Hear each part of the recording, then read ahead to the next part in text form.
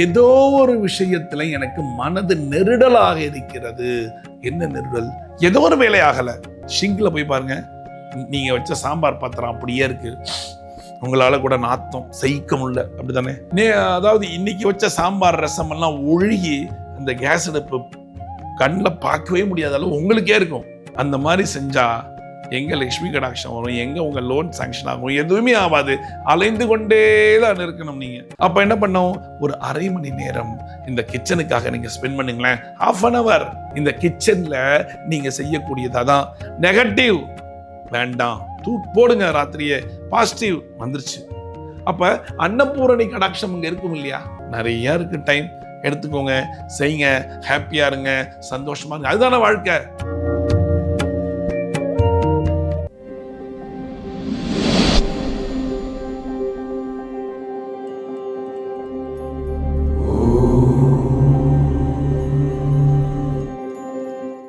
Take one பக்தி நேயர்களுக்கு அடியேன் கோவிந்த பட்டரின் கொடானு கோடி நமஸ்காரம். எல்லாமே, அதாவது நான் சாமி கும்பிடுறேன், விளக்கேத்துறேன், 2 வேளையும் ஊதுபத்தி ஏத்துறேன், தசாங்கம் ஏத்துறேன், பஜனைகள் பாடல்கள் பாடிக்கொண்டே இருக்கின்றன எங்க வீட்டில். ஆனாலும் ஏதோ ஒரு விஷயத்துல எனக்கு மனது நெருடலாக இருக்கிறது. என்ன நெருடல்? ஏதோ ஒரு வேலை ஆகல.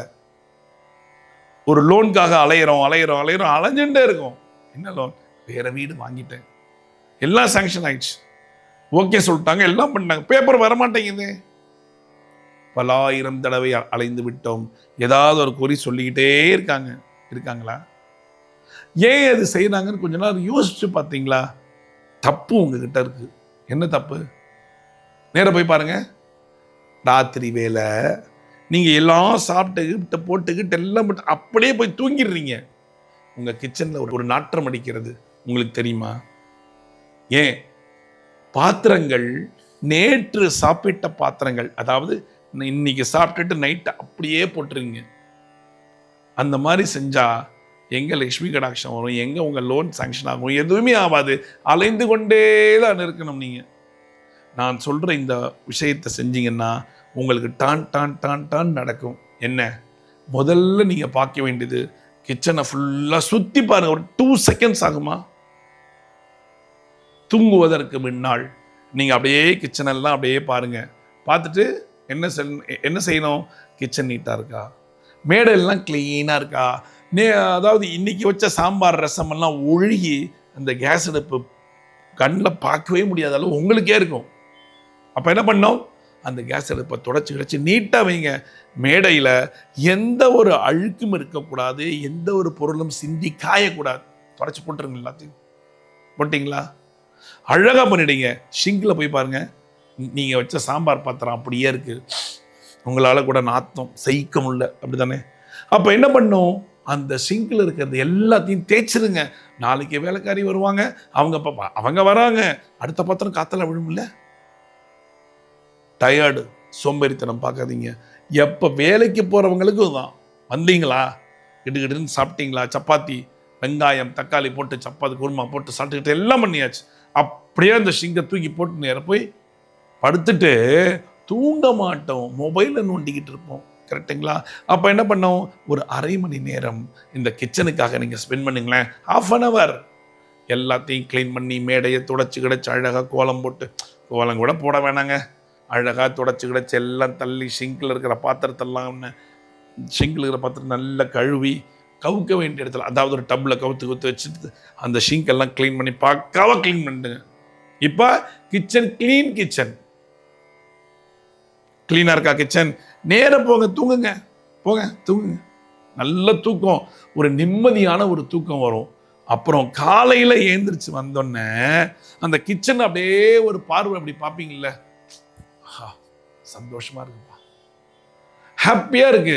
அப்பதான் அந்த சமையல் பண்ணக்கூடிய ஒரு இன்ட்ரெஸ்ட் கிடைக்கும். யோசிச்சு பாருங்களேன். நீங்க ஆபீஸ்ல ஒர்க் பண்றீங்கல்ல, உங்க டேபிள் எல்லாம் கிளீனா அப்படியே போட்டு வந்துட்டீங்க. அடுத்த நாள் போய் அந்த டேபிள்ல உட்காரும் போதே ஒண்ணுமே புரியாது. நேற்று என்ன பண்ண, முந்தா நேற்று எதுவுமே தெரியாது. அப்ப என்ன ஆகும்? அந்த டேபிள் உங்களுடைய பாசிட்டிவ் எனர்ஜியை குறைச்சி நெகட்டிவ் எனர்ஜியை தூக்கிடும். அப்ப எங்கெங்க வேலை பார்க்கறது? அதே தாங்க இந்த கிச்சனில் நீங்கள் செய்யக்கூடியது. அதான் நெகட்டிவ் வேண்டாம், போடுங்க ராத்திரியே, பாசிட்டிவ் வந்துருச்சு. அப்போ அன்னபூரணி கடாட்சம் இங்கே இருக்கும் இல்லையா? உங்கள் வீட்டில் அன்னபூரணி கடாட்சம் கிச்சன் ஃபுல்லாக ரொம்ப இருக்கும்.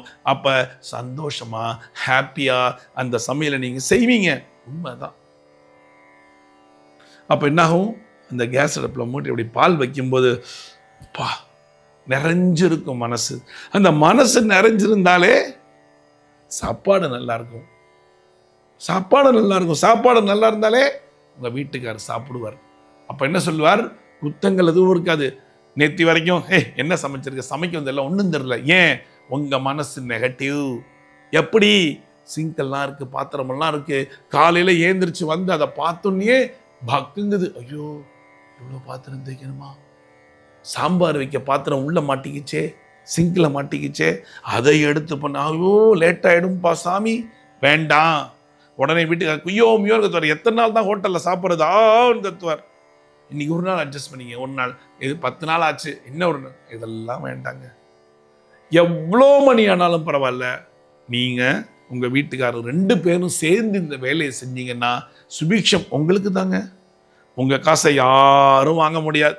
ஸோ அப்போ மன நிம்மதியான வாழ்க்கை, சண்டை சச்சரவு இல்லாத வாழ்க்கை, காசோட ஒரு வாழ்க்கை வாழலாம்ல, ஹாப்பியாக வாழலாம்ல.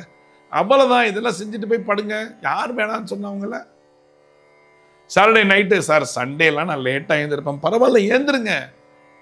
எக்காரணத்தை கொண்டும் 1 நாள் 2 நாள் 3 நாள் இந்த வேலையெல்லாம் செஞ்சுட்டு நீங்கள் போய் படுத்தீங்கன்னா யூ ஆர் ஆல்சோ ஹாப்பி, உங்கள் மனசு ஆல்சோ ஹாப்பி. சரிங்களா? என்ன வேணும்? ஒன்றும் வேண்டாம், டைம் தான் வேணும். நிறையா இருக்குது, டைம் எடுத்துக்கோங்க, செய்யுங்க, ஹாப்பியாக இருங்க, சந்தோஷமாக இருங்க. அதுதானே வாழ்க்கை. எவ்வளவு காசு பணம் சம்பாதிச்சாலும் வாழ்க்கையில் சந்தோஷம் இல்லைன்னா எல்லாம் போயிடும். ஹாப்பியாக இருக்கீங்களா? சந்தோஷமாக இருக்கீங்களா? அப்படி காமிச்சு டெய்லி பண்ணுங்க. உங்கள் வீட்டில் லக்ஷ்மி கடாட்சம் தானாக வந்து சேரும். டேக் ஒன் பக்தி நேயர்களுக்கு அடியேன் கோவிந்த பட்டரின் கோடானு கோடி நன்றிகள்.